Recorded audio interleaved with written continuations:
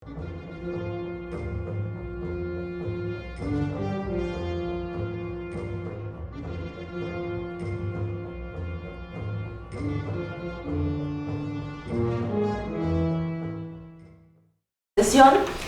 me parece muy importante porque la profesora Isabel Araújo Branco, que nos visita de la Universidad Nova de Lisboa, nos va a ofrecer esta conferencia, y espero que también sea una charla, sí, ¿no? Para intercambiar experiencias sobre traduzir espanhol para português, ou como o fácil se revela difícil, que nós sabemos muito bem.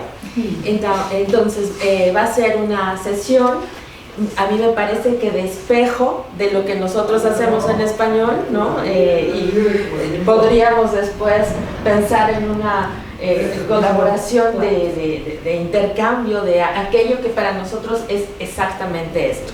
Entonces, en la publicidad de esta exposición habíamos expuesto quién es la profesora Isabel Araújo Branco, pero voy a hacer una breve semblanza de su trabajo para la gente que vaya a consultar esta sesión que está siendo grabada. Ella es profesora asociada en la Universidad Nova de Lisboa, en el área de estudios hispánicos, y esto es muy importante también para nosotros porque entonces verdaderamente estamos en una comunión de intereses. Y por otra curiosidad, y es que gran parte del cuerpo docente de letras portuguesas, originalmente nosotros estudiamos letras hispánicas, porque esta licenciatura es relativamente nueva. Entonces el profesor José Luis y yo, por ejemplo, estamos en ese caso. Primero estudiamos letras hispánicas y ya después nos fuimos por los estudios lusófonos. Es profesora en el área de traducción, en estudios comparados, o nosotros llamamos literatura comparada más bien, y literatura escrita por mujeres. Es coordinadora de la licenciatura en traducción y es investigadora integrada del SHAM, Centro de Humanidades de la Facultad de Ciencias Sociales y Humanidades, también de la Universidad Nova de Lisboa. Entonces, podríamos, bueno, y además es autora de libros que son, desde mi perspectiva, muy importantes, como la recepción literaria de las literaturas hispanoamericanas en Portugal. Y, o sea, cuando la profesora nos dio una clase de opciones para esta conferencia, la verdad es que tuvimos algunas dificultades porque sacamos como 5, luego 3, y bueno, después se quedó esta, pero podría regresar para hablarnos de la recepción de estas literaturas en Portugal. Este libro en especial se publicó en Alemania, y otro también que es la muy prestigiosa Peter Lang, es la traducción y edición de obras hispanoamericanas en Portugal. Entonces, bienvenida. Y pues la sesión va a ser un poco en portugués, en español, porque merece la pena todo esto, y le cedemos la palabra. Muchas gracias. Muchas gracias, es un honor estar aquí, es un gusto, claro, personal, pero es un honor estar en UNAM, y muchas gracias por recibirme, y muchas gracias en especial a Alma con todo el cuidado para arreglar todo, y incluso por la fecha, ¿no? Porque hemos llegado hace 2 días y sabemos que las fechas son difíciles aquí, que casi no hay ya gente porque están de vacaciones. Por eso muchas gracias por todo. Y he preparado en portugués, así que voy improvisando mi español. Tengo muchos ejemplos de traducciones difíciles que parecen fáciles, ¿no? De español a portugués, pero claro, aquí en portugués, pero creo que no hay problema. Es que nuestro punto de partida Incluso cuando hablo con colegas de otros países, incluso sobre la recepción de la literatura hispanoamericana en Portugal, hay dos tipos de reacciones. En Portugal me preguntan, pero ¿eso existe? ¿Hay ejemplos hay casos de recepción de literatura hispanoamericana en la literatura portuguesa? Y colegas de otros países que dicen, pero eso debería, seguro que hay muchísimos, ¿cómo puedes estudiar tantas cosas? Y son dos miradas opuestas que dependen de la mirada que cada uno tiene de lo que serían las relaciones, pero no las relaciones reales entre Hispanoamérica y Portugal. Es muy diferente de Brasil, claro, ¿no? Así que yo trabajo solamente con Hispanoamérica, no Latinoamérica. Y sí, tengo algunos ejemplos de eso con autores que están en el canon hispanoamericano hace muchos años y que solamente hace pocos años están publicados en Portugal, por ejemplo, y ahí ya se ve nuestra realidad. Y incluso mucho con los prejuicios que muchos portugueses tienen, no en relación a Hispanoamérica, pero en relación a España. Y que para mucha gente es como que trasladan, ¿no?, esos prejuicios del mundo español para Hispanoamérica. Mucho porque la verdad es que hay mucho desconocimiento y por ello, claro, la gente no sabe, no conoce y tiene así unas ideas muy generales. Y bueno, hay que hacer este trabajo porque claro, incluso nuestros alumnos en literatura hispanoamericana, hubo hace unos años muchos profesores del ensino del colegio que impartían francés, pero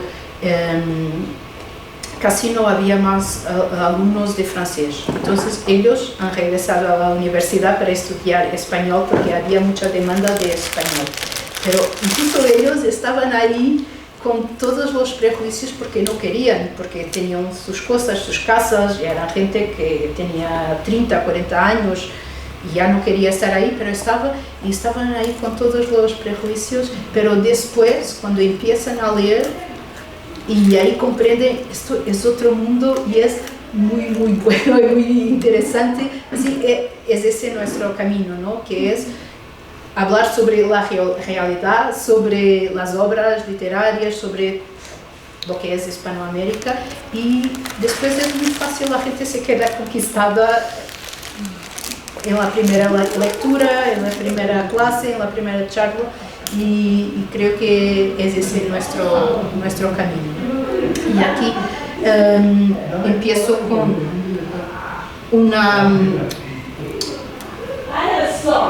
la teoría de los polisistemas, que no voy a presentar, pero que seguro conocerán, y que es muy utilizada en los estudios de traducción. Yo utilizo mucho también en los estudios literarios y en los estudios de recepción, porque me parece muy útil, ¿no? Incluso porque cosas que para nosotros en nuestro mundo real son muy evidentes, pero que en los estudios literarios no se consideran como cuestiones como el cine, ¿no? Si hay una peli que es muy famosa, y ahí tenemos aquí un ejemplo de eso con El cartero de Neruda, que fue un éxito muy grande en Portugal en los 90.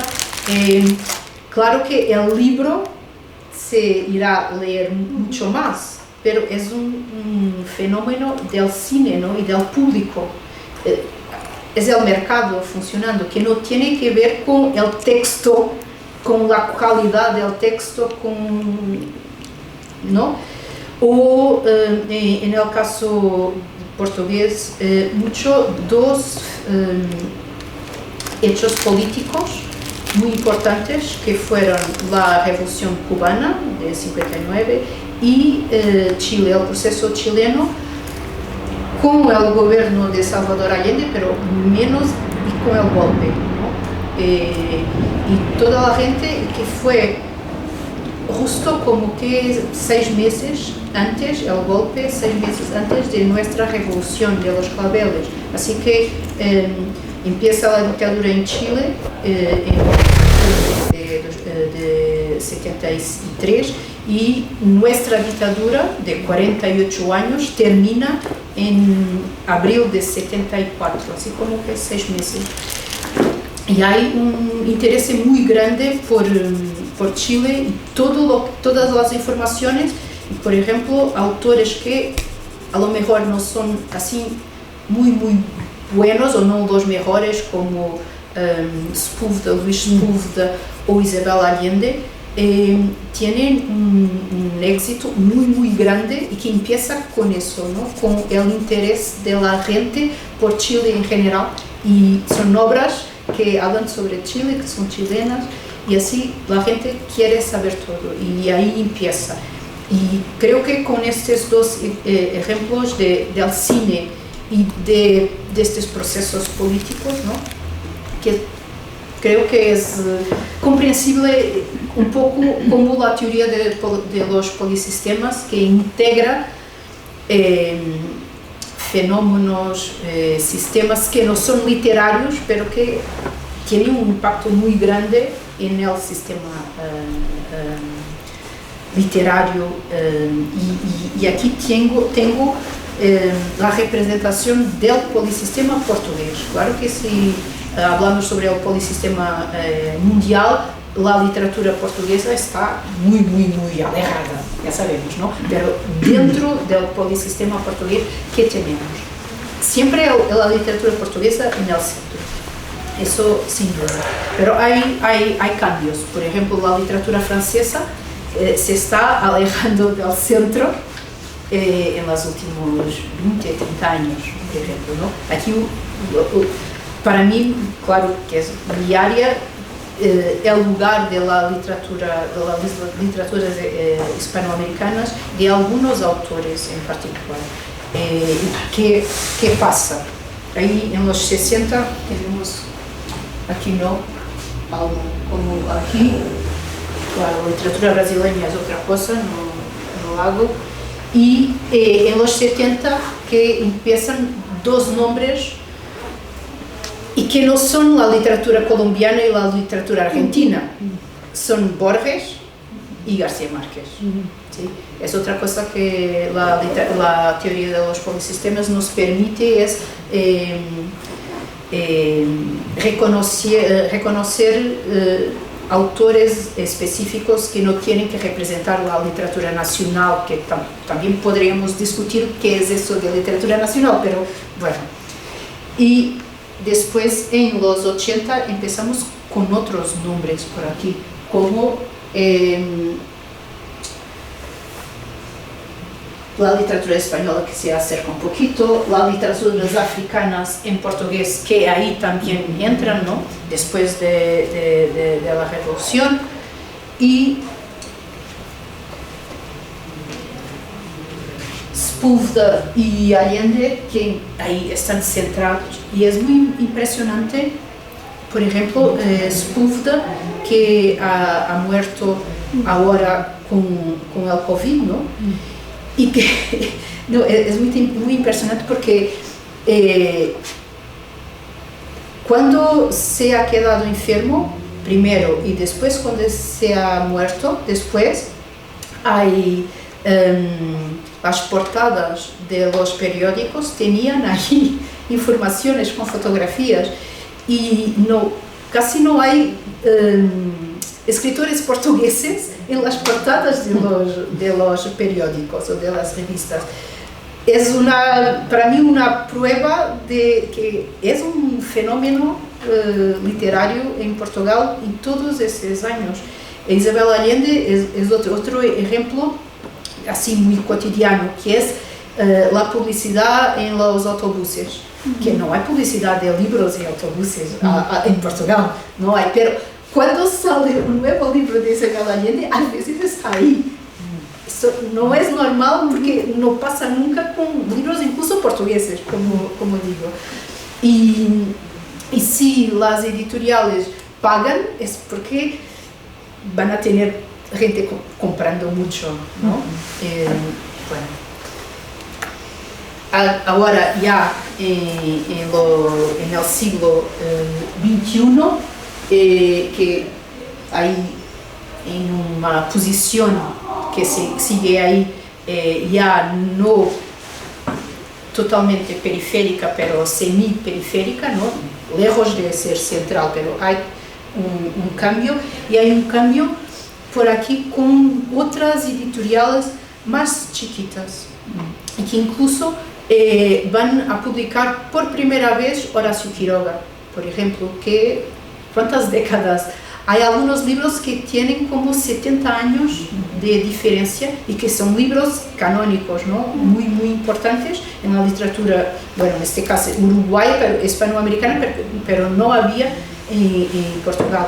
Por ejemplo, Rayuela, de Cortázar, la primera edición es de 2008. O Benedetti, en 2007. Y claro, con estas fechas es fácil para vosotros comprender cómo la literatura hispanoamericana está muy alejada de los lectores. Y así, bueno, así una mirada general para que se comprenda también la importancia de la traducción al portugués. Y también los problemas, incluso con el idioma. Es el título, ¿no?, de esta charla, que parece ser muy fácil, pero que no es, porque son dos idiomas diferentes, ¿no? Y eso muchas veces nos trae malas traducciones, hechas por profesionales, buenos profesionales, pero de traducción de otros idiomas, no de español. Bueno, hablaba de eso, de los prejuicios en relación a España, ¿no? Con mucha desinformación cultural, histórica, incluso en la enseñanza de historia, no historia en la facultad, pero historia en los institutos. Cuando vemos los manuales, ahora he leído los manuales actuales, y es siempre la imagen de España que nos quiere invadir, que nos quiere conquistar, que quiere conquistar el poder. Seguramente, yo no soy de historia, seguramente que los portugueses intentaban hacer lo mismo, pero eso no existe en los manuales, ¿no? Y incluso no había España, porque España es 1492. Pero así que León, Castilla, ya eran los españoles que quieren invadir y que son nuestros enemigos, ¿no? Y tengo aquí una cita de José Saramago de un artículo de 88 que tiene como título O meu iberismo, en que habla sobre eso, ¿no? Esos prejuicios que se imparten como siendo naturales, ¿no?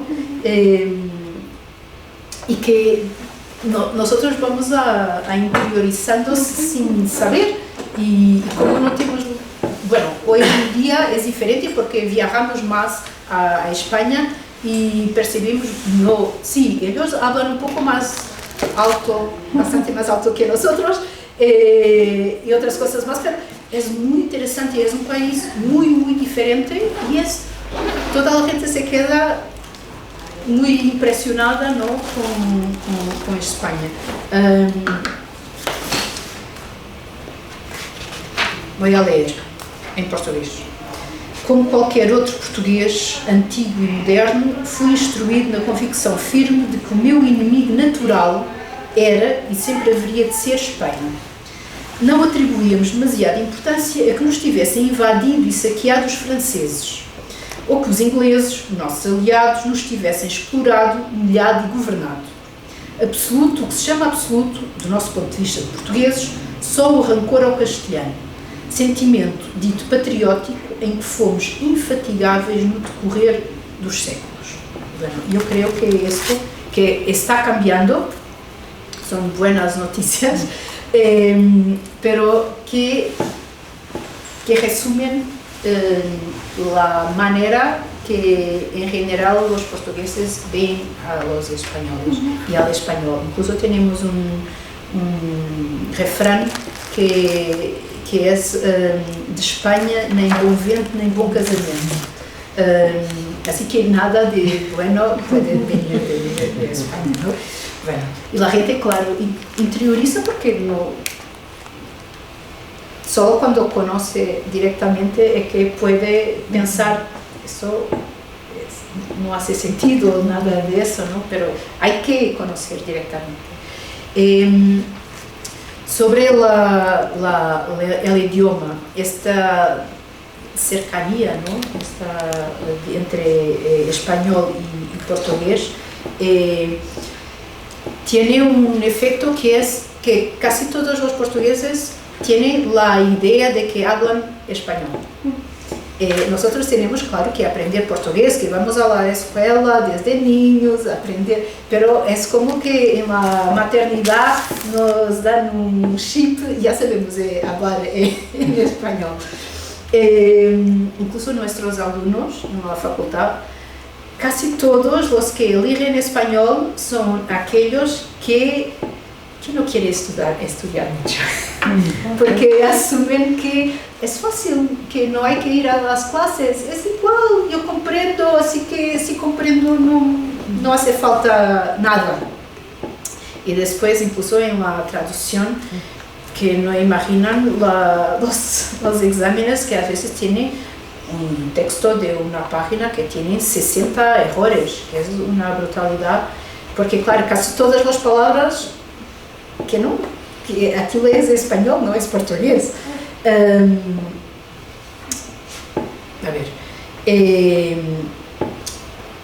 Ahora tengo un ejemplo de esta idea de un artículo de Inês Pedrosa, jornalista, escritora, que creo que entonces era o estaba casi siendo la directora de Casa Fernando Pessoa en Portugal, y que en esa fase en que hay más gente a estudiar español en el instituto, que ahora ya no pasa, pero decía que era inútil la enseñanza del español en los institutos portugueses, y decía que es un error estratégico. Decía la sustitución del francés por el español como segunda lengua, segundo idioma. Y ella dice que le gusta muchísimo la literatura, el cine, la pintura, la arquitectura, incluso los churros españoles. Pero después decía esto: qualquer jovem português que queira estudar na Universidade de Madrid, Salamanca ou Barcelona consegue tornar-se fluente em castelhano num curso intensivo de 2 ou 3 meses. Não sei se é verdade ou não, pero ella decía esto. Já se pretende ir para a Sorbonne, portanto, Paris sempre é o centro do mundo cultural, não? Sigue aí, é o centro do mundo. Não consegue adquirir o francês necessário em menos de vários anos. É substituindo o nosso portunhol de vizinhos pelo espanhol de colonizados que vamos defender o português. Quase as lecções de história no que querem colonizar, é igual. Para os rankings rápidos de progressão escolar que fazem propaganda dos governos, o espanhol é ótimo. La idea que nuestros alumnos tienen, ¿no? Que es muy fácil, no hay que estudiar, es muy fácil. Es lo que Inês Pedrosa dice también, de otra forma, claro. uma espécie de versão internacional da banha da cobra ao estilo Novas Oportunidades. É fácil e barato. Mas dá milhões? Não. Dá uma geração com uma língua a menos, o que é triste e empobrecedor, física e metafisicamente. Como os catalães, galegos e bascos sabem, ama-se melhor Espanha quando temos o direito a não ser esmagadoramente espanhóis. Sim, é uma invasão, não? Conhecer esta língua, porque já sabemos, não necessitamos estudar. ¿De cuánto es? Esta es de 2010, okay. Pero creo que podría ser igual ahora. Bueno, la traducción, claro, que sufre con todo esto, ¿no? Y muchas de las traducciones de español al portugués, de literatura y de otras áreas, se hacen por profesionales que han estudiado inglés, italiano, francés, alemán, pero no español. Pero igual, es igual, no importa, son bons tradutores en inglés, te entrego ahora, no sé la palabra, te doy, ¿no? Te doy la traducción de esta obra. Y así que es la calidad de la traducción muchas veces es mala, ¿no? Y incluso es fácil encontrar errores solamente leyendo la traducción al portugués, porque son cosas que no hacen sentido. Tengo ahí un ejemplo que es de la traducción del Cartero de Neruda, de Escarmeta, que es, voy a decir en portugués, ele assoou o nariz à manga do colete. Colete é chaleco. Así que el chaleco, por definición, no tiene manga.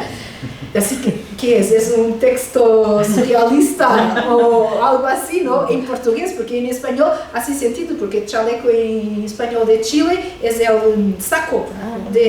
Así que no es un texto surrealista. Así que es suficiente leer la traducción al portugués para ver qué pasa aquí. Hay muchos errores así, ¿no? Y eso significa que si hubiera una revisión cuidada, muchos de estos errores muy fácilmente desaparecían, ¿no? Otra cosa que son los falsos amigos, ¿no?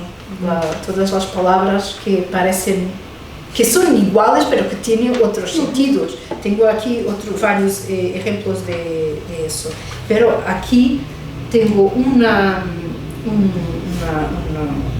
cita de un periodista y crítico literario que es de los pocos, Francisco Belar, que es muy bueno, y que es de los pocos que ha escrito sobre este problema que para la mayoría de la gente no es un problema, pero es un problema de esta traducción de español al portugués por gente que no sabe traducir de español al portugués. E vou a ler. Como é que tantos portugueses sabem, entre comillas, espanhol, mas leem traduções? Claro, porque se supieran espanhol não necessitariam ler as traduções, não? Mesmo mais, aunque mais, e acusam os espanhóis de não saberem português. E como é que traduzem de uma língua que não estudaram, de um país onde foram uns dias às compras e cujos livros e jornais não leem? Como é que se despreza um idioma com centenas de milhões de utentes, muitos aqui ao lado e a oeste até à Califórnia? Ler traduções do castelhano dá vontade não de rir nem chorar, mas de procurar o original. Quem se atreve a traduzir inglês e francês sem os ter estudado? Espanhol é que não temos de aprender. Bueno, creo que também é um resumen de esta situação. E tenho exemplos de 3 obras hispanoamericanas publicadas em Portugal. Alguns exemplos del original. Este es de la Virgen de los Sicarios, de Fernando Vallejo. El original, lo que se ha publicado, lo que está, y bueno, mi traducción, mi corrección de algunas palabras.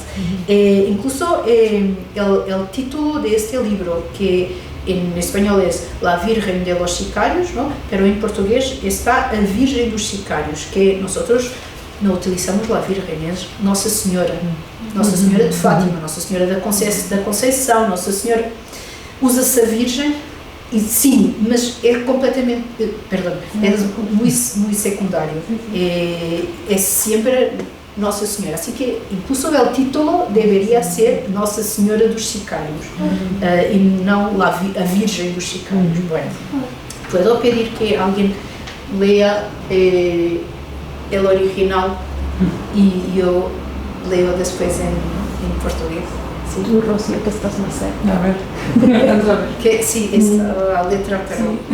Este apartamento mío está rodeado de terrazas y balcones por los 4 costados. Desconecté la casetera, la tomé, fui a un balcón y la tiré por el balcón. La traducción publicada lo que tiene es balcones. Balcones es cuando nosotros nos vamos a una tienda y está ahí la señora o el señor, está en el balcón, el mostrado, ¿no? Que son sí varandas en portugués. Así que está terrazos y balcões por todo lado. Desliguei o tijolo, que está muy bien esta traducción del tijolo. Peguei nele, fui-me, incluso esto, fui, seria esto, ¿no? A un balcão y atirei do balcão. Incluso cuando hay esta repetición siempre, ¿no? Que es, puede ser solo un error, pero cuando se repite a lo largo del texto, que no podemos olvidar que está ahí el error. Así que sería varanda. La segunda, yo decía, por favor. Yo decía que estaba ahí encarcelado, encaletado, sí, claro, en cualquier resquicio del presupuesto. Eu dizia, lá publicada, eu dizia que estava ali encaletado e eu não sei que se existe em português, não sei, mas está aí em qualquer resquício do pressuposto. És um falso amigo, não? Que é o orçamento. Ya me están mirando qué es esto, qué lengua que no existe, ¿no? Que está aquí. Así que seria, ele dizia que estava ali escondido em qualquer resquício, bueno, do orçamento. E esse olor, este é perfeito. E esse olor, por favor. Y ese olor espantoso de fritangas con aceite rancio. E em português que está espantoso, esse cheiro espantoso a fritos em óleo rançado, que em português não é possível.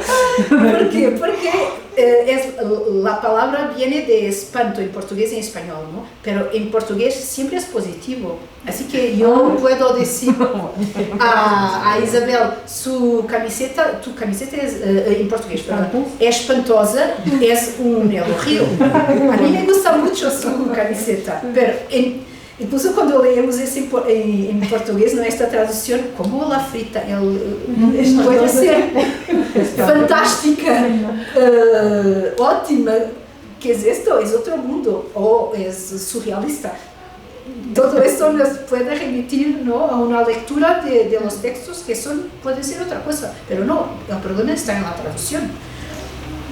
Así que sería algo como esse cheiro terrível, péssimo, a fritos em óleo rançado.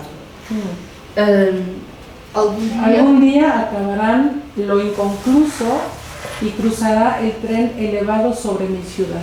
Acabará no futuro, não é? Que se escreve com AM, casi como el acabaram em português, que é o passado, el pretérito, que é como, e é cambiar uma coisa que se hará por uma coisa que já se hizo, ¿no? Así que un día acabaron, incluso no, es que esto cuando leemos no tiene sentido, porque acabaron, ya está, el que no está concluido, no hace, bueno, así que sería un día acabarán, eso sí. Y el último de ese... Ajá. Se anotaba en las observaciones que el presunto cadáver llevaba en el bolsillo del pantalón el número de un presunto teléfono, el mío, al que me llamaron, para que no se le fueran a enredar siguiendo pistas falsas, pues si alguien no lo pudo matar ni mandar matar era yo, que lo quería. Que lo quería. Así. Voy a leer a tradução publicada. Anotava-se nas observações que o presumível, poderia ser suposto, pero bueno, presumível cadáver tinha no bolso das calças o número de um presumível telefone. O meu, onde me chamaram. Llamar, não há sentido, como disse, que é ligar ou telefonar. Chamar, não, chamar é assim, não, que puedo chamar aí a Catarina. Catarina, isto é chamar em português. Assim que seria para o qual me ligaram, ou telefonaram, como quiserem. E depois há o que ele queria, que está em português, este traduzido, se alguém não o podia matar, era eu que o queria. O que queria para quê? Em português, não? Que seria que gostava dele, que o amava. Nós temos um problema com ele amar, porque decimos todo gostar de, pode ser a camiseta, pode ser el amor de nuestra vida, é gostar de. Bueno, em português de Portugal. Não? E outro quadro, este é de Memória de mis putas tristes, de Gabriel García Márquez, e que poderia também discutir incluso o título, porque seria Memória e não Memórias, porque será memória de, como em português, informe, relatório, pero no voy por ahí, porque aquí es muy fácil en estos 4 ejemplos ver otras cosas más fáciles. Y el primero, por favor. Empecé a dictar clases de castellano y en latín en 3 colegios públicos al mismo tiempo. De tradução publicada, comecei a dar aulas de castelhano e latim em 3 colégios públicos ao mesmo tempo. E nós pensamos, se este colégio não pode ser público, porque o colégio é, por definição, privado em português. Assim que o colégio é a escola, não pode ser. Assim, por isso dizia que é suficiente ler a tradução para ver aqui alguns problemas, não? El siguiente. De joven iba a los salones de cine sin techo, donde lo mismo podía sorprendernos un eclipse de luna que una pulmonía doble por un aguacero descarriado. Quando era jovem ia às salas de cinema sem teto. Sem teto não é sem teto, porque techo pode ser el teto aqui, pero el outro desde afuera em português é telhado e não teto. Así que hay que elegir cuando tenemos techo, ¿qué hacemos con esto? ¿Está desde dentro y es teto o está desde afuera y es telhado? Aquí es un cine al aire libre, ¿no? Que también se podría decir así, pero no es sin teto, porque si es sin teto tendría un telhado, que tampoco hace, ¿no? Aquí sí sería sin telhado, o ar libre sería eso que diríamos. Otro ejemplo más. Los senos recién nacidos parecían todavía de niño varón, pero se veían ungidos, ¿no? Ungidos por una energía secreta a punto de reventar. Os seios recém-nascidos ainda pareciam de menino varão. Menino varão, não sabemos o que é. Sabemos que é menino, sabemos que é varão, pero é como uma coisa medieval, não é alguma coisa varão, em português, claro, assim que seria, pareciam, deveria ser, ainda pareciam de rapaz. Seria isso, não é? Empezó la madrugada? Empezó la madrugada del 29 de agosto, día del martirio de San Juan Bautista. Que aparece depois, aparece lá a tradução em português, dia do martírio de São João Bautista, porque não existe este nome del santo em português. Claro que existe, não? Claro, e que este São João Batista é muito fácil, por que não traduzir? Não sei. No sé explicar esto. Y el último de este, por favor. La besé por todo el cuerpo hasta quedarme sin aliento. La espina dorsal, vértebra por vértebra, hasta las nalgas lánguidas, el costado del lunar, el de su corazón inagotable. El costado del lunar, claro que es de la luna, só puede ser de la luna, porque no. Si fuera un diccionario, es que muchas de estas cosas, si la gente fuera un diccionario, y es divertido, perdón, lo que esto es divertido. Así que a zona lunar, que es, sí, debería ser o sinal, não é? Como eu tenho, todos nosotros tenemos los lunares que son sinais. Es otra cosa, no es una, no sé, su zona cruzada, la zona lunar, no sé, alguna cosa así más metafórica, sí. Não é só os sinais em português. Y en este que es el último cuadro que tengo, que es del cartero de Neruda de Escarmenta, y incluso este es un ejemplo que por el éxito de la película que estuve en un cine en el centro de Lisboa, que no existe ya, el cinema mundial, que estuve más de un año ahí, que no es normal esto, más de un año y siempre con sesiones esgotadas, que la gente era un fenómeno, ¿no? La gente iba 1, 2, 3, 4 veces a ver la película y claro que la traducción, el libro ha sido un fenómeno muy grande y siempre con esta traducción muy mala, que es un traductor muy bueno de italiano, con premios y seguro que será muy bueno de italiano, pero en español está ese del meñique, que se apoya en el meñique y que está, no, perdón, este es otro que todavía no había falado, el de la manga del chaleco, ¿no? Ese es uno de esos, pero hay otro que es un personaje que se apoya en el meñique, que es esto, ¿no? Y que está en la traducción portuguesa, en el cotovelo. Así que la posición, hablando con la mujer que está intentando seducir, está así que es un poco más raro, ¿no? Que la personaje es muy rara, que habla así como la chica, porque y espera que así ella se enamore de él, pero no, él es así, ¿no? Bueno, dos de estos ejemplos ya los comenté, perdón. El primero es ese, ¿no? Del chaleco. El segundo, bueno, podemos leer el segundo, que es una expresión. El juego propuesto por esa pálida pueblerina sería al más, ¿qué? Más fome. Al más fome. Porque tiene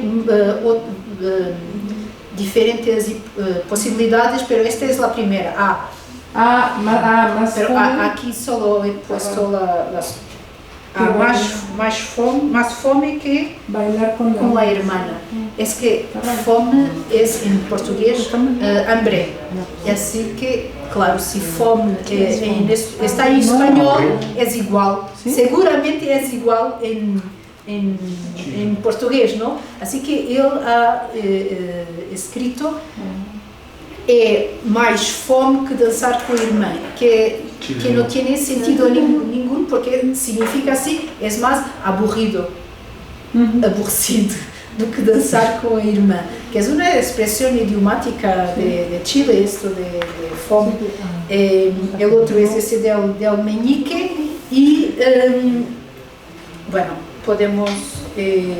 sí, las dos últimas, por favor. Mario pudo identificar la preciosa minifalda, la precisa minifalda y la estrecha blusa de aquel primer encuentro.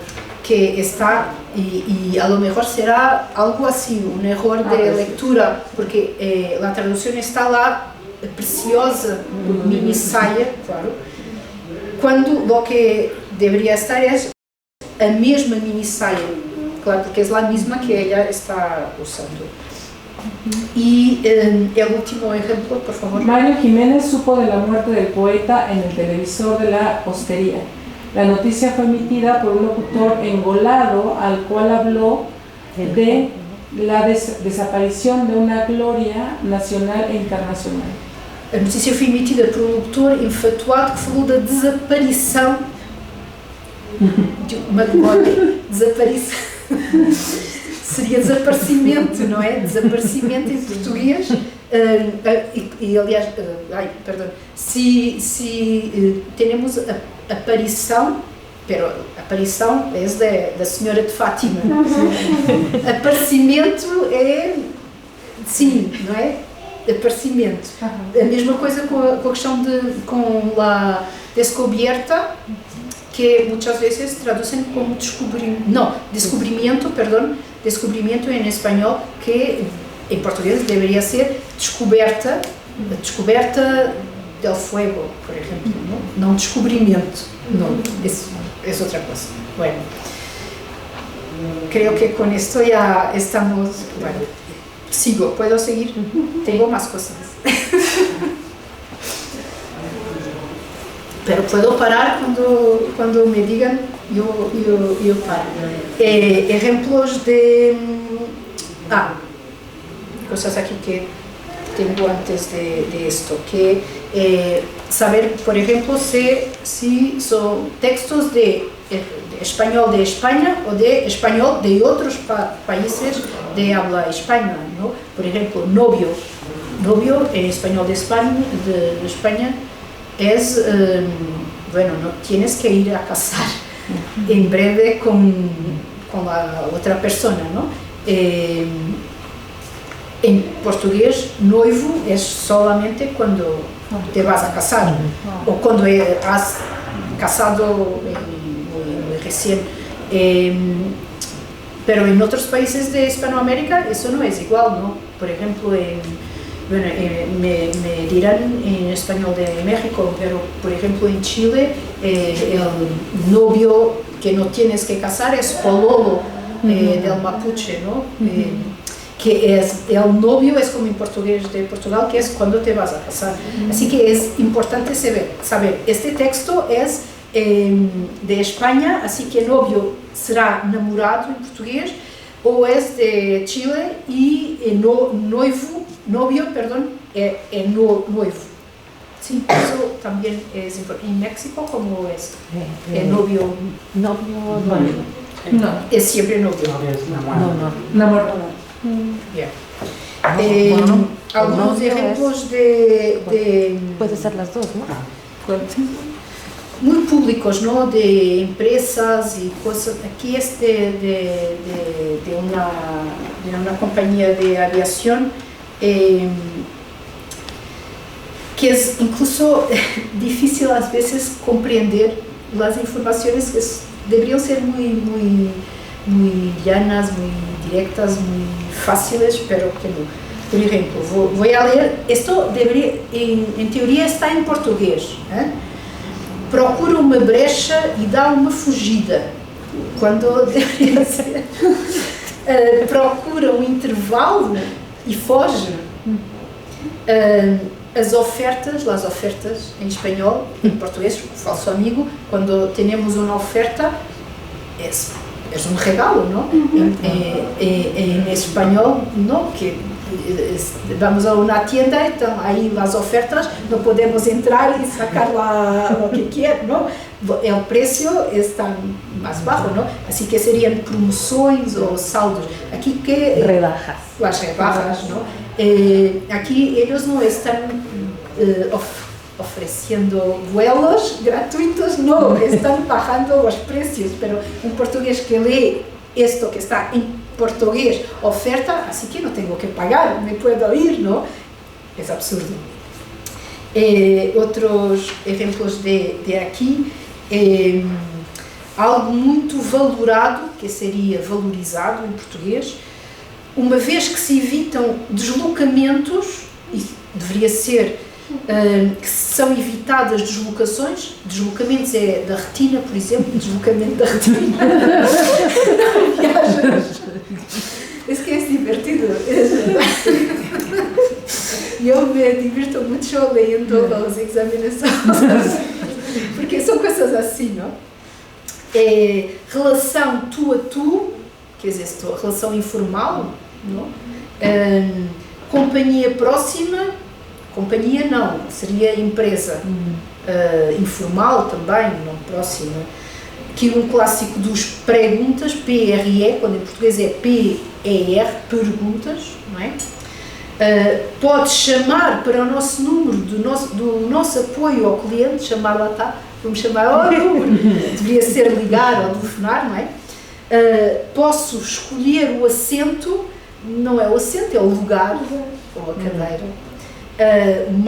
O plano de assentos, que seria o mapa do avião, ou no máximo o mapa de lugares, porque logo se acabam, que deveria ser porque depressa se esgotam, que o logo também, em caso que a tua mala sofra danos, caso a tua mala, depois tem os riscaduras, que são riscos, não sei, riscaduras, se calhar existe, a lo mejor existe em português, temos que ver em um dicionário, e incluso há outra coisa aqui que é el tú, que nós, igual como em México, não tratamos assim a gente por tú. No. Si vamos a una tienda, incluso si la persona que está ahí es de nuestra edad, no, nos trata por tú, nos llama por tú, llamamos a un número, nadie nos dice tú, ¿no? Tenemos que conocernos, ¿no? Un poco más de confianza. Por eso aquí que está solamente el tú, que es solo para niños, ahí sí. Son los niños el público de esta compañía. Claro que español de España está muy bien. Bueno, ejemplos de otros de traducción empresarial, que claro que no traducimos nombres de empresas, ¿no? Por ejemplo, el Banco Bilbao Vizcaya, BBVA, no traducimos por Banco Bilbao y País Vasco, claro. La Renfe, que es Red Nacional de Ferrocarriles Españoles, no traducimos por Red Nacional de Caminhos de Ferro de España. O Iberia, que no ponemos ¿cómo se dice? Acento, es igual. Bueno, siempre cuando yo no me acuerdo de una palabra es porque es igual, pero tenemos problemas, como Maxi Bodega. Vamos a imaginar que no existe ahí, existe, creo que en México no existe, en Centroamérica existe esta cadena de supermercados. ¿Y qué haríamos? Porque la regla es no traducir los nombres de las empresas, ¿no? Pero bodega en portugués significa porcaria. Porquería. Así que un supermercado nuevo en el país y que tiene como nombre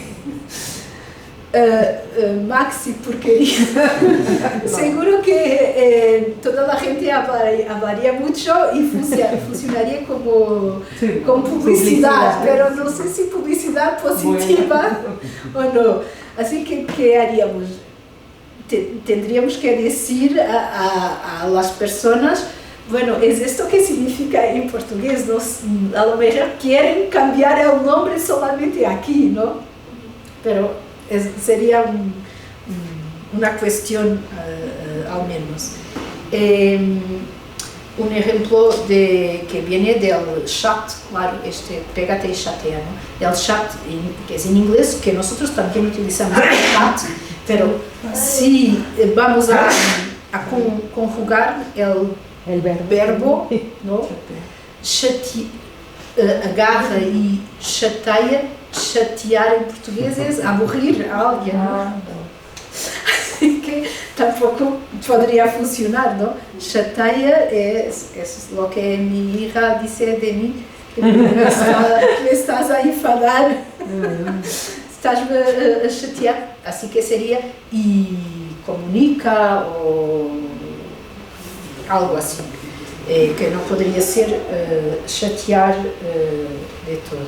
Agarra-te e conversa, los falsos amigos, não?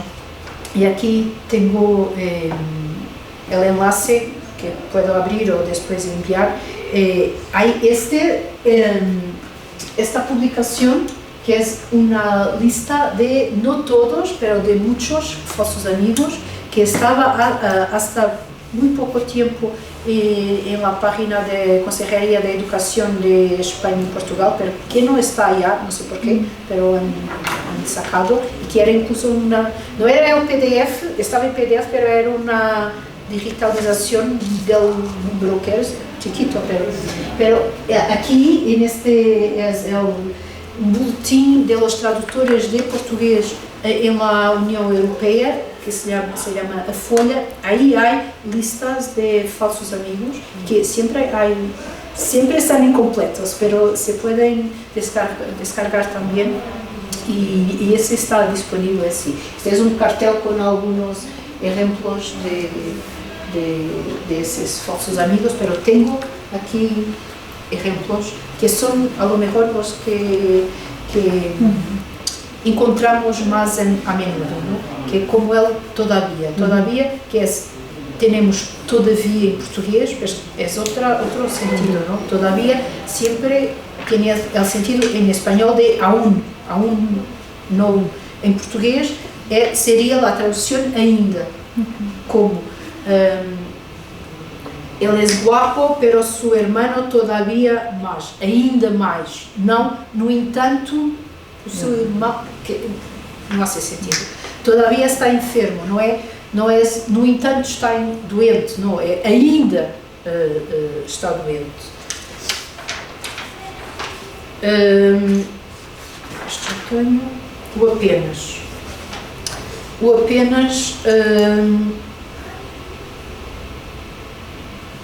apenas desculpa, estou aqui a cena.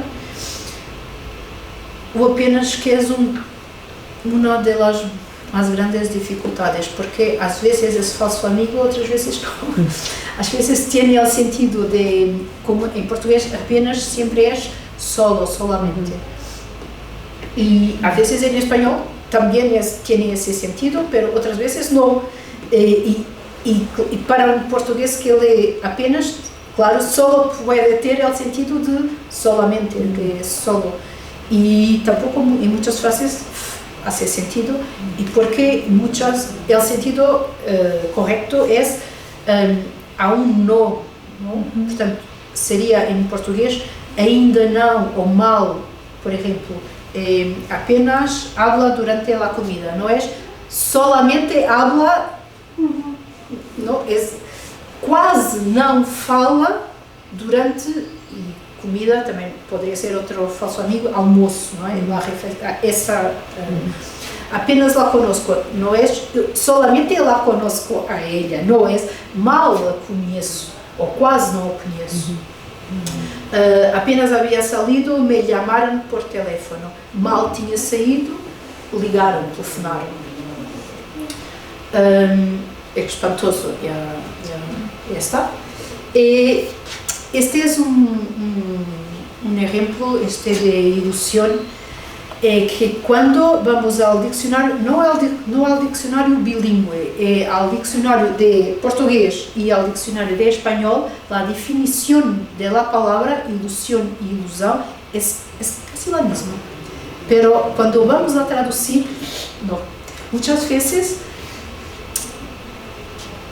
pocas veces se traduce ilusión por ilusão. Casi siempre ilusão en portugués es siempre algo malo, ¿no? Es que alguien está enganado, tenía un sueño o algo que no tiene ninguna hipótesis de pasar. Así que muchas veces ¿Como quimera? No, porque quimera será como en español, sí, ¿no? Así que esta ilusión en español, en portugués sería, muchas veces, sonho, vontade, projeto, desejo, esperança, y pocas veces ilusão. Hay una frase que no me acuerdo si era de Cristiano Ronaldo, algún jugador de fútbol que estaba hace mucho en España. Estaba en un titular de un periódico en portugués, de fútbol, de deporte, não me acuerdo se era bola ou Record, e ele dizia em português, pero sua cabeça aí estava todo mesclado, pero aí estava escrito em português, não? Para leitores portugueses. Temos a ilusão de ganhar o campeonato europeu ou mundial. Temos a ilusão, em português, isto não vai passar, como eu disse antes de começar. Nós quedamos em casa porque é solamente uma ilusão, lógico. Sua ideia era, temos o sonho, o projeto, não? A esperança de ganhar. E aí estava a sua cabeça que mesclava todo, não? Alguns exemplos agora de literatura mexicana, de Pedro Páramo. ¿Puedo pedir para leer ahora un poco más? ¿Para dónde va? Va para Sayula. Imagínese usted, yo que creía que Sayula quedaba de este lado. Siempre me ilusionó conocerlo. Aquí sería, bueno, es el verbo, ¿no? Pero es igual. No tinha a ilusão de não, pero sempre quis muito conhecer. Assim é o desejo, não? Segundo ejemplo de Pedro Páramo. Mejor no hubieras salido de tu tierra. ¿Qué viniste a hacer aquí? Ya te lo dije en un principio, vine a buscar a Pedro Páramo, que según parece fue mi padre. Me trajo la ilusión. Trouxe, não, lá está a ilusão, mas a esperança. O sonho, eventualmente, mas não ilusão. Estruturas de ordem não muito diferentes em português e em espanhol, porque em português casi sempre é o nome, sujeito, o predicado e depois é o complemento, não? Por exemplo, ela come queijo. Esse é o normal. E em espanhol temos essa estrutura sintática, pero também muito comum o predicado e depois o sujeito, não? Que para uma cabeça portuguesa, se viene depois o verbo, não pode ser o sujeito, é o complemento, não? E assim, que isso também sempre é muito divertido, porque é muito criativas as traduções, não?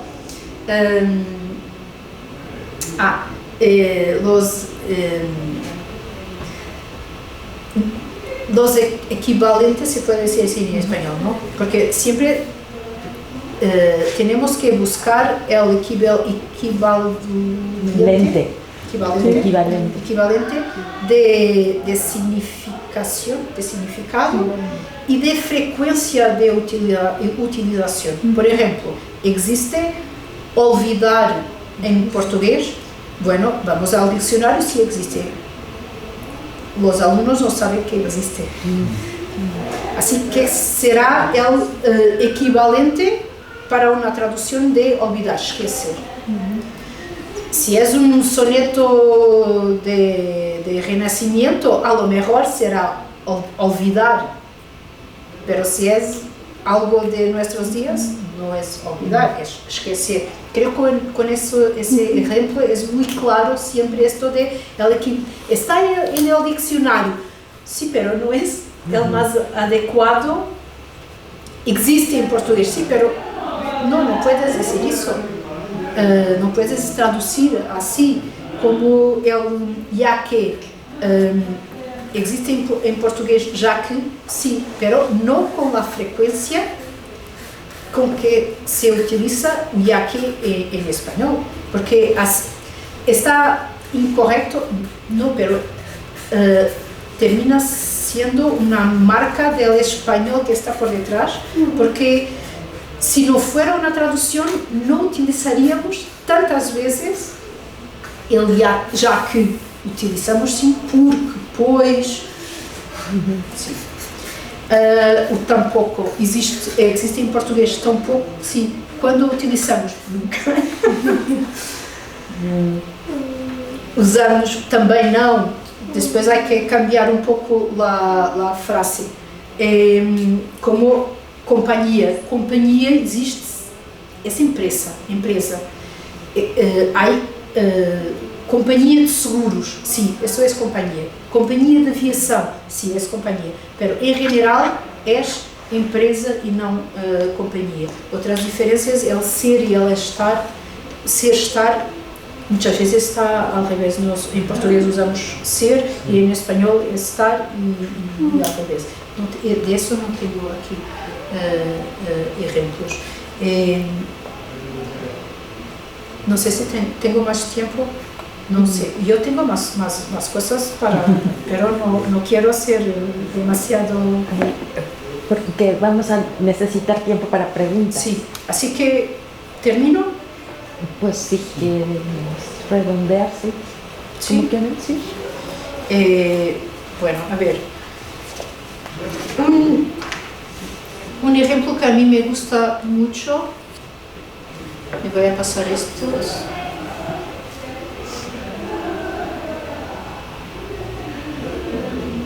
Que es este de un libro de Carpentier, que es la importancia de la puntuación y la importancia que la puntuación tiene en el ritmo del texto, ¿no? Y aquí, en este ejemplo que está en una de las narradoras, que es Vera, que es rusa y que tiene un horror muy grande a la guerra, todos comprendemos, pero ella tiene, y va a España en la guerra civil, visitar a su novio, ¿sí? iba a decir así, su novio que ha ido ahí, es francés, pero ha ido ahí en las brigadas internacionales y está ferido y va a visitarlo. Así que está en Valencia, un país que no conoce, sola, de noche, y que están empezando los bombardeos aéreos de los aviones. Y la puntuación aquí, que es una cosa muy difícil con los alumnos, porque aquí ellos siempre dicen, no, yo no pongo así tantas comas, pongo puntos, o al revés, que cambian todo, ¿no? Y creo que con esto, en este ejemplo, que es muy claro cómo la puntuación tiene impacto incluso casi en el sentir del libro, porque aquí tiene las comas, así que más un continuo, la parte donde están las alarmas antiaéreas, que es un sonido como ¿no? Y después cuando empiezan cayendo las bombas de los aviones, claro que las alarmas siguen ahí, pero ya no importa mucho, son las bombas que es ¡pum! Como que un silencio, que no está silencio, pero para quien está ahí, y después ¡pum! Y ahí están los puntos, ya no las comas. Y si cambias esto, las comas por puntos o los puntos por comas, es como que la misma respiración del texto cambia también, ¿no? Y es una forma más de la literatura, el poder de la literatura de pasar incluso una impresión física a quien está leyendo el libro. Última cosa, que es el título de la novela, que es en español La consagración de la primavera, ¿no? Que tiene aquí una intertextualidad con Le Sacre du Printemps, la música, sí, de... Ahora, perdón que no me... Ay, que no me acuerdo del nombre, perdona. Stravinsky, perdón. Porque esa Vera, que es bailarina y siempre tiene su sueño, su ilusión, puedo decir en español, es bailar Le Sacre du Printemps, en español La consagración de la primavera, que podríamos traducir consagración de primavera, pero por detrás está la música, el bailado de Stravinsky, que en portugués, al menos en portugués de Portugal, siempre se ha traducido por a sagração da primavera, não a consagração da primavera. Así que no podemos traducir la consagración de la primavera por a consagração da primavera, mas sim a sagração da primavera. Por eso, por Stravinsky, por la traducción al portugués que ya está en el canon, ¿no? ¿Puedo dar un ejemplo más de esto del canon, que es el título de El Quijote? Don Quijote de la Mancha, ¿no? En portugués, ¿cómo es el título? Ana, ¿cómo es el título en portugués de Don Quijote? ¿No? Isabel, el título en portugués? Don Quijote de la Mancha. Y esto, ese es el título abreviado, ya sabemos, ¿no? Pero esta traducción al portugués tiene, según dos errores, según las reglas de la traducción, ¿no? Porque es, no me acuerdo, creo que, tenía aquí, tenía muchas cosas, perdón. Hacemos otro año, seguimos con esto. Entonces, los nombres de los personajes no cambiamos, no traducimos, ¿no?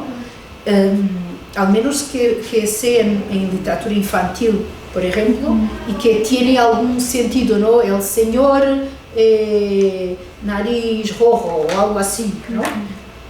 Pero si es el Juan, no vamos a traducir para João, ¿no? Bueno, es así. Pero aquí el Quijote pasa a Quixote, o sea, es una traducción. Y después de La Mancha, que es como de Galicia, ¿no? Es una región. De lá, Don Quijote, que ya está, el nombre se traduce, pero de La Mancha, da Mancha, ¿no? Debería ser Don Quijote da Mancha. Don Quijote, perdón, que mi cabeza ya está aquí mezclando. Don Quijote da Mancha. Y vamos a nos piden una traducción ahora nueva y vamos nosotros a cambiar esto. No sé, porque ya está en el canon, ¿no? Pero al menos sabemos esto y pensamos esto, ¿no? Creo que es muy importante incluso en la academia pensar de forma crítica sobre las cosas, ¿no? Y elegir de una forma, no sé cómo decir, inteligente, informada, ¿no? Incluso si vamos a repetir cosas que sabemos que son errores, pero sabemos por qué vamos a hacer, ¿no? Bueno, y si quieren, tengo muchas más cosas para decir, pero por favor. Bueno, yo tengo varias preguntas y varios comentarios, y yo creo que mis colegas también, porque presumíamos que sería una imagen de espejo lo que habría. Entonces, por ejemplo, con estas elecciones que han hecho las personas que han traducido, para mí conlleva también el hecho de que entonces no hay una crítica literaria especializada en literatura hispanoamericana, porque es lo mismo que ocurre entre nosotros. Es decir, el crítico está especializado en leer con atención un texto. Entonces, ese crítico tal vez está en las aulas, en los salones de clase, pero no está en los periódicos, no está en las revistas, tal vez con excepciones, ¿no? Entonces, siento que es todo un sistema que no ayuda a las traducciones, digamos, a que haya traducciones más eficientes entre estas dos lenguas, ¿no? Para nosotros, creo que también podríamos en otro momento hablar, incluso hablar específicamente de la traducción de portugués y español de una manera más amplia, porque para nosotros, por ejemplo, tenemos la mayor parte de las traducciones del portugués, específicamente del portugués, que se hacen en España. Entonces, para nosotros, bueno, sí entendemos, a veces es un poco extraño, pero entendemos. Sin embargo, siempre estamos lidiando con traducciones hechas en España. Esa es otra área. Y bueno, es que pensé, son como varios puntos.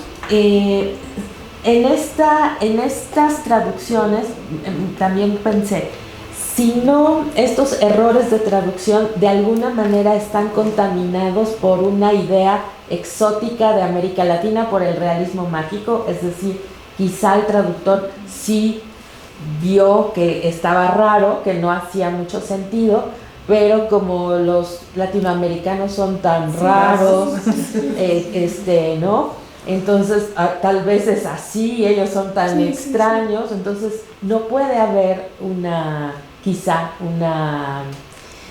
esta contaminación, ¿no? Y después, el último, porque después ya tendría otras preguntas, pero el último tiene que ver con estas figuras de autoridad que traducen, o sea, nosotros estamos llenos de traductores de Pessoa en México, y de poesía, que no necesariamente saben la lengua, pero que son poetas. Entonces el estatuto de poeta es como todopoderoso y entonces debe traducir mejor que el traductor. Entonces tenemos estos problemas tenía otra pregunta, estos fenómenos que vemos reproducidos de español para portugués y viceversa, ¿ocurre solo con estas dos lenguas o hay mejores traducciones del italiano, hay mejores traducciones del francés, que serían estas dos lenguas románicas más importantes, ¿no? Estas serían... Sí, sin duda. Esto es sobre el español, que eso no pasa con el inglés, con el alemán, con el francés, con el italiano, no pasa. Con el ruso, ahora hace algunos años, la traducción directa del ruso al portugués. Eso no pasa solamente con el español. Como que una macondización, ¿no? El exótico, seguro que sí. Es gente que vuela, yo no sé, que no gente normal, un país normal, como...